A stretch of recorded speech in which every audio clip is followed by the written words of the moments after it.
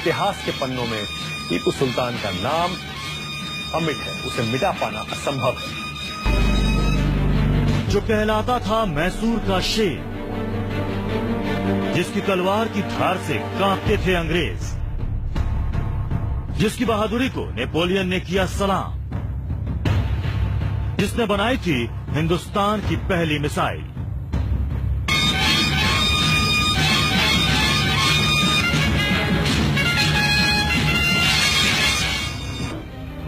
टीपू सुल्तान प्रसिद्ध योद्धा हैदर अली का बेटा था, जो अपनी ताकत से 1761 में मैसूर साम्राज्य का शासक बना। हैदर अली की मौत के बाद टीपू सुल्तान ने मैसूर सेना की कमान को संभाला। टीपू अपने पिता की ही तरह योग्य और पराक्रमी था। टीपू को अपनी वीरता के कारण ही शेर मैसूर नाम से भी जाना जाता है। टीपू ने मराठों और निजाम को कई युद्धों में हराया था। Tipu Sultan east India company के साम्राज्य के सामने कभी नहीं झुके और अंग्रेजों का जमकर सामना किया। अंग्रेजों को युद्ध में कई बार हराने वाला टीपू 4 मई 1799 को श्रीरंगपट्टम की लड़ाई में युद्ध के दौरान टीपू सुल्तान की मौत हो गई। टीपू की मौत के बाद उसके साम्राज्य की कई बेशकीमती चीजें अंग्रेज अपने साथ इंग्लैंड ले गए। लंदन के ब्रिटिश म्यूजियम में मैसूर के राजा टीपू सुल्तान की तमाम चीजें सजी हुई हैं। लंदन का मशहूर नीलाम घर बॉनहेम्स, यहीं पर पिछले 10 दिन से मैसूर के आखिरी शासक टीपू सुल्तान के हथियारों को नीलामी से पहले प्रदर्शन के लिए रखा गया था। इस नीलामी में टीपू सुल्तान से जुड़े 30 से ज्यादा हथियार और जंग के समय पहने जाने वाले रक्षा कवच जैसे साजो सामान रखे गए थे। लेकिन लोगों का सबसे ज्यादा ध्यान आकर्षित कर रही थी टीपू की फ्लिंट लॉक वाली निजी बंदूक, जिसके कुंडे पर चांदी की धारियों वाला बाघ विराजमान है।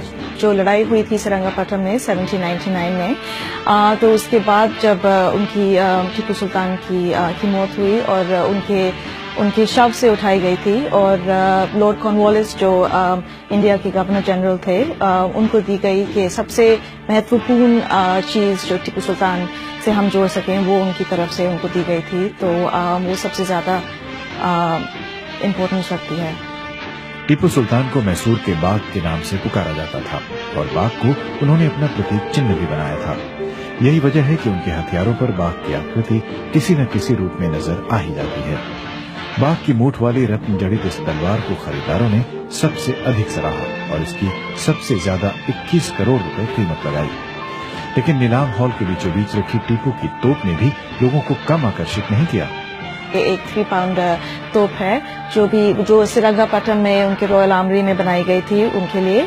और इस पर भी आप देख सकते हैं कि उसके ब्रॉन्ज कैनन के ऊपर टाइगर के निशान है, टाइगर्स बने हुए हैं। जो उसके व्हील्स हैं उसके ऊपर उनके एक्सल्स पे भी टाइगर बॉसेस दिखाई देते हैं। टीपू सुल्तान ने दक्षिण भारत में अंग्रेजों को सबसे कड़ी टक्कर दी थी और एक बार उन्हें शिकस्त देने में भी सफल रहे थे। लेकिन टीपू की कामयाबी में उनकी हैरत अंगेज वीरता के साथ साथ उनके निजी कारखाने में बने ऐसे हथियारों की अहम भूमिका रही थी। नीलामी में रखी गई तरह तरह की बंदूकों, पिस्तौलों, कलात्मक तलवारों और लड़ाई के दूसरे साजो सामान से टीपूकालीन युद्ध की तैयारियों और टीपू के व्यक्तित्व की विशेषताओं को समझने का मौका बखूबी मिलता है। Amrish Dwivedi, BBC, London.